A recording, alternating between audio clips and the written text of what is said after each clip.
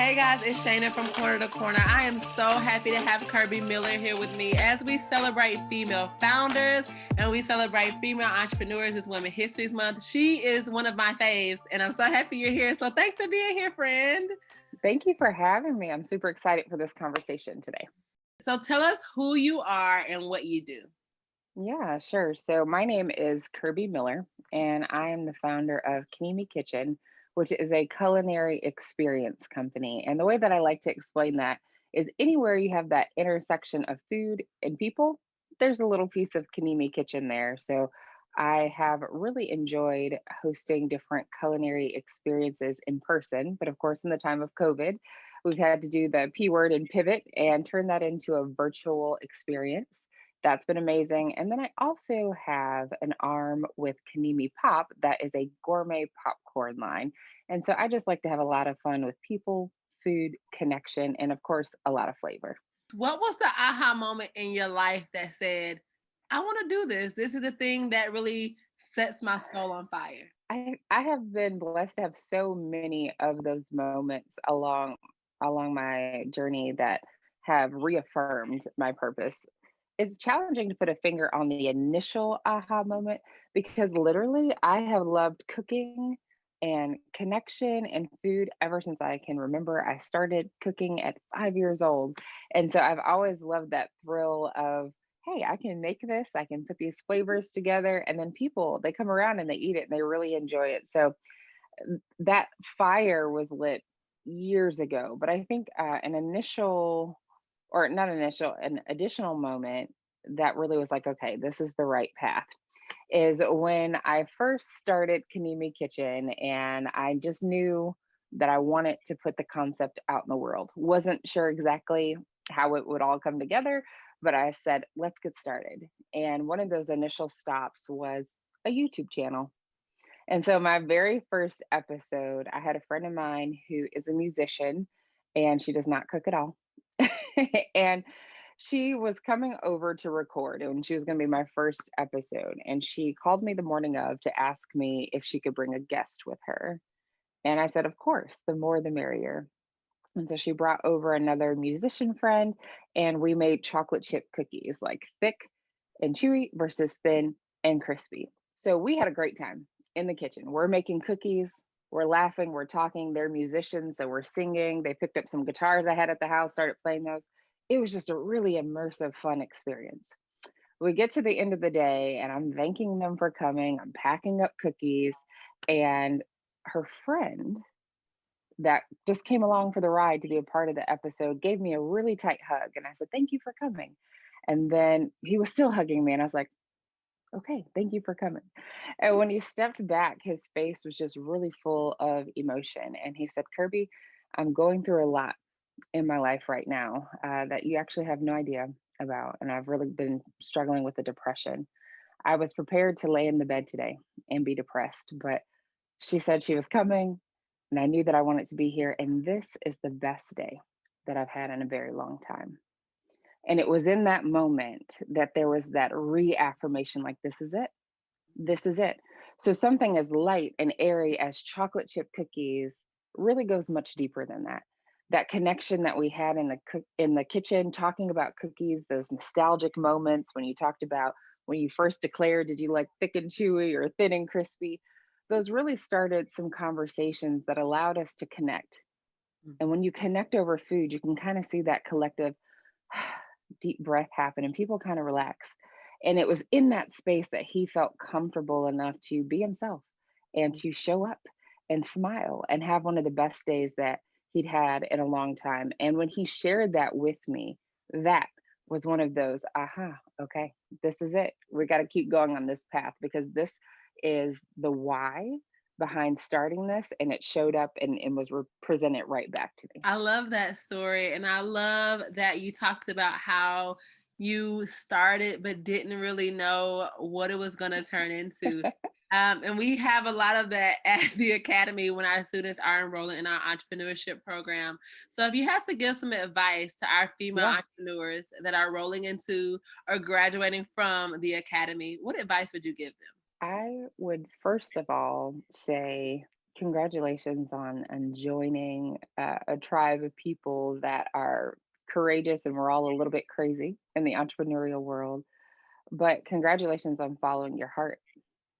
But the piece of advice would be, do not shrink. Do not let fear be the basis of your decisions because you cannot see the the end point, because you don't have a step by step instruction guide, or because your path doesn't look like someone else's path, because that is all an illusion. That's real life. So my advice would be, act in integrity, meditate, get in contact with yourself and your inner being and what you know to be true, even if that doesn't make sense to anyone else, and go forth and conquer in the direction of your dream, and like live the life that you imagine. That's one of my favorite quotes, because we can sometimes get thrown off of our path, get put into the storm of comparison, put in the storm of negative comments because people don't quite understand what you're doing, or perhaps your journey toward your dream wakes up something in them that reminds them that they didn't chase theirs, and there's a certain bitterness there. There's so much that you're going to encounter in the world of entrepreneurship. So my advice would be, don't be afraid, go forth and conquer on your dream, and don't be distracted by your own fear internally, and don't be distracted by the external, perhaps negativity or misunderstandings about your path. Life is short, time is finite, so do what you are called to do. So, leadership and female leadership is something that we love to talk about and celebrate. I want to know, who are some leaders that you look up to, or if you have a conglomerate of leaders, really what have they offered you in your entrepreneurial journey? The whole premise of my company is creating spaces where people see each other as people, like gender independent, just we see each other as people, appreciate each other as people. There's something special about women, especially women who are wired to empower other women. If anyone follows me on social media, you see I'm constantly hashtagging empowered women, empower women. So if you find yourself in a situation where you're around some women who are negative or detracting from what you're doing, just know that there is a tribe of empowered women who are prepared to empower you. And I have found that to be true on this journey. There have been so many women. So I would be uh, challenged to name names. There have been so many women who have shown up in an authentic, vulnerable, and powerful way. Women who have come into my path to say, I see you, and I see something in you that maybe you're afraid to bring forth, but I speak life into you and keep going. That has happened to me on so many occasions across the board, but especially here in Nashville. There is a unique synergy and magic here of women when they see that you are dedicated, that you're committed, that you're acting in integrity, that they rally around to support. And so those are some of the key characteristics of the women who have really served as a foundational support for me and Kanemi Kitchen. Even if it has nothing to do with their industry, I've had support from across the industry. And again, it comes back down to that just tribe of empowered women who realize that we don't have time to play small, who realize that there's a higher calling on our life and that we are responsible for our ripple effect. And let's get to it. Let's get to business. And so I have had an amazing experience with women in Nashville who have shown up in very powerful and meaningful ways. Are there Yes. spaces or places where we really could do better in Nashville? And how, as women, can we, not just women, but community leaders, can we really Yeah. support entrepreneurs stronger and more deeply? Yeah. So there's two sides to every coin. So there's the positive side, and then there's the, I won't say negative, there's the opportunity for improvement. There you go. And so here in Nashville, I think we have a growing community that supports entrepreneurs. There's so many different programs. Obviously, we're doing this podcast that support people across the spectrum, whether you're just starting from a concept, whether you're kicking around an idea that you've kind of put out into the world, or if you need to scale. I think here in Nashville, we have some really powerful programs for anywhere where you find yourself on the spectrum. Where I think we could do a little bit better is around the education part of that. different tools that help people assess, well, where do you fall on this spectrum and what type of programming, mentorship, or guidance may be the most meaningful for you. I'm a huge proponent of accountability. If you are going to chase something that you're passionate for, you can't just put that out in the world and say, hey guys, I want to do this. Come save me and help me. However, I do think there is a balance there. There's that accountability that you do as much as you can, you prepare yourself and you put yourself out there. But as an entrepreneurial community, I think we also have a responsibility to say, here's a path for you, or here's a tool to help you figure out what path might be the best fit for you. I will say on my entrepreneurial journey up until this point, and still now, one of the most significant challenges is all the hats that you can wear, right? And when you're seeking out different resources and different people or mentors, or like I said, guides, it can be challenging sometimes. And there can be an inherent shame or guilt around not knowing exactly what you need. And one thing that I have seen, and where I think we have an opportunity to improve on social media, I've seen some people post like, oh, a person, they're just playing business or they're doing this and it's not a real business.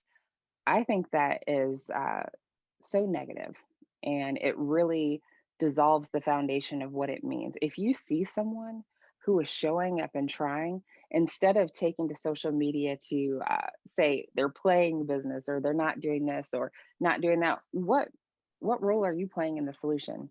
So, as an entrepreneurial community, I believe that's where we have the greatest opportunity is around education and outreach and happy and helping to bridge the gap as someone is navigating their entrepreneurial journey. So you have so many amazing things going on. I've checked out your social media, but I am interested. What projects do you have coming up that you're super excited about? Okay. Well, we are doing this interview at such an interesting time. So I'll share some of the the top projects. I have been so fortunate to be able to collaborate with different brands and then to put different initiatives that I'm passionate about out into the world. So we're recording this mid February 2021. So if somebody's listening to this later. And so right now, here in Nashville, tapping back into that female boss tribe that we talked about, I respect Liz and Ashley, who are the owners of Triluna Wellness. And along with myself and other Black and Brown creators, we've come together to create a Black history box that is full of education, full of body products, an amazing candle, some really phenomenal and powerful educational materials when it comes to navigating challenging race conversations. And then, of course, we had to put a little bit of deliciousness in the box. So, Kanimi Pop is also part of that box. I am honored to be a part of that iconic box, especially where we find ourselves right now in our overall national history. So, to be a part of that Black History box, I am super pumped up and excited about it. So, I have no idea when this episode will go live. But if it is prior to the end of those sales, like you guys should definitely go out and check out one of those Black History boxes. That's one project. Another really exciting project that I'm working on right now is with author and story brand founder Donald Miller. Wow. Anyone in the business world who navigates in that space probably has heard of Marketing Made Simple, Story Brand, and then his newest book, Business Made Simple. And I've had the opportunity to be a part of a small Black business owner cohort with Donald Miller. And then, of course, I like to talk and I like to get to know people. So I, you know, asked, hey, let's have a conversation. Let's do an interview. And I was able to do that a couple weeks ago and really help unpack some key concepts about life and business with Donald Miller. That was absolutely an honor, and we actually will have a time to be on a bigger stage together in March for International Women's Day, where I've been asked to host an amazing conversation that will take place at Collective 615, an all female owned co-working space. So we're going to have an event for International Women's Day there. That's iconic. And then on top of that, we're going to shake it up a little bit and we're going to bring in a wealthy male into the conversation. And I'm excited to navigate that conversation with Donald Miller. And then as far as my own personal brand, there are some exciting things coming up with really scaling the culinary experiences into a space that makes them more accessible to more people.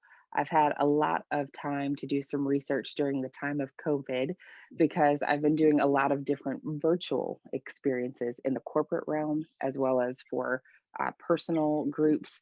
And so I'm very excited to apply some of that knowledge so that I can scale that portion of the business. And then Kanemi Pop Popcorn. Who knew that popcorn could take you so many exciting places? I've got a really neat opportunity to be in the VIP bag of a very important award show that's coming up this year.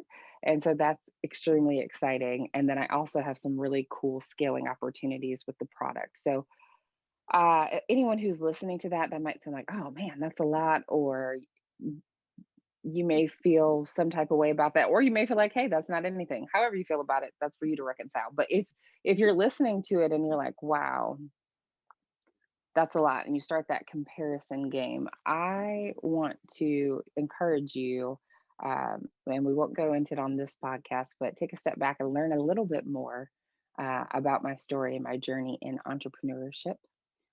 And I say that because you can do it too. Yeah. I say that because life is going to hand you really beautiful things and exciting things, much like I described. But life is also going to hand you some really hard things that you may not know what to do with. And the chapter that I find myself in right now is just that. I'm navigating very beautiful, cool, unexpected opportunities in parallel with navigating some very challenging and enduring issues in life, in real life. So, if you are listening to this and you're like, wow, I'm in business and I want to do these new things, and she just rattled off this list of things, and I don't feel like I'm doing anything, learn more about the story and then know that you can do it too. How does faith influence how you approach your work and how you operate in your work? Whew. None of it would be possible without faith. Faith is the foundation of everything that I do, and that faith is a little bit bigger than maybe what people traditionally think when they think faith. But given some of my most recent life circumstances, those have invited me to deepen my faith. Like those roots have had to go deep to know that there is a design to this. There is a creator that does ultimately have my well-being in mind. There's a creator that designed me in such a way that I was meant to leave a mark, and we all are. So that's nothing special to me. But this faith journey has really made it paramount to honor that design to leave that mark. Many of us get into different ruts and go on autopilot, and we're okay just leading that beige day to day life where we do the same thing over and over again. We didn't do anything too great. We didn't do anything too terrible. So we're just floating along. And if you're listening to this, I invite you to wake up. And that's been a huge part of my faith journey, that I know without a doubt that I was not designed so intentionally just to lead that type of life. So every day that I wake up, as a part of my faith journey, I tap into that. And it's my job, it's my obligation, it's my responsibility, it's my honor to take a look at that design, take a look at the resources that I have been allowed to have, and do the most with it that I can. So faith infuses every decision that I make, every conversation that I have, and it really is an inspiration.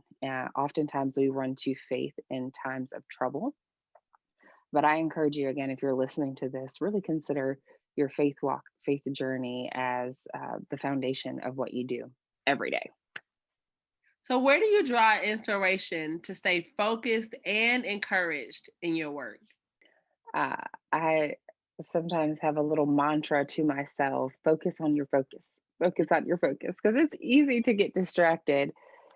And especially in the environment that we're all navigating right now, we're in such an interesting time where we're all sustaining and dealing with a collective trauma on a lot of different levels.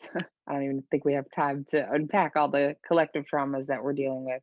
And then there's that personal element. All of us have such a unique flavor of what we're going through personally. So it is easy and kind of expected that we could get distracted and somewhat overwhelmed. So, in an effort to not succumb to that more often than not, and there are some days that I don't win at that, but in an effort to keep that ratio such a balance that I can live with, I have utilized a few different tools. So, again, if anyone follows along with me on social media, I am always reading something. And so, reading and really tapping into other stories that have kind of left their mark and their advice is very helpful for me. It reminds me that some of the unique challenges that I am facing are not so unique and that other people have overcome them. That's something that really, really does help me. I start the day in a few different ways. So if you all don't have a meditation practice, I know that's challenging. And again, I don't win at that every day, but meditation has been key because that really helps you quiet your mind. Because imagine you turn on your laptop and that's dinging at you, and then you turn on the TV and there's a show that's on. And then why don't we go ahead and turn on the radio? And then let's open the front door so we can hear what the neighbor's doing. How are you supposed to think a quality thought? You have to sometimes steal away, quiet your mind, and get in contact with yourself, with your creator, and then that can help you face the day. So having a meditation practice is helpful. It's essential, not just helpful. And then also in my reading, I read different memoirs. So this is one of my favorites. I Michelle. read different books. One that I highly recommend is The Gifts of Imperfection by Brene Brown. And more specifically, there's a 10th anniversary edition. And the reason why I recommend that is because the foreword of the book actually is Brene talking about how she is navigating the time of COVID. So it really helps you feel connected. So that's one resource. And then I know, not just I'm a believer, I know you'd have to really fight me on this one. I know that your mindset is really pivotal. It's essential. You have to get your mind right. Because even though you can act in certain ways, if you still have a negative detrimental kind of tape playing in your head, you're only going to get so far. So, the root work, as I like to call it, your mind work is so important because we can have, some people say you have good days and bad days. I think it's more realistic to say you have good 20 minutes and bad 20 minutes. Good 20 minutes and bad 20. It can make you feel a little crazy because Yeah. one second you can think, I am going to take over the world. I am empowered. I have these great ideas. And then in the next 20 minutes, you can think, why did I do that? This is such a unique failure. I don't think I can come back from that. Look at what they're doing. They did my idea. We can just be all over the place. So you have to get your mind right. And one of the tools that I love is like a daily motivational book. It's called A Year Without Fear Hmm. because fear, oh my goodness, fear can shackle you to such a tiny malnourished life.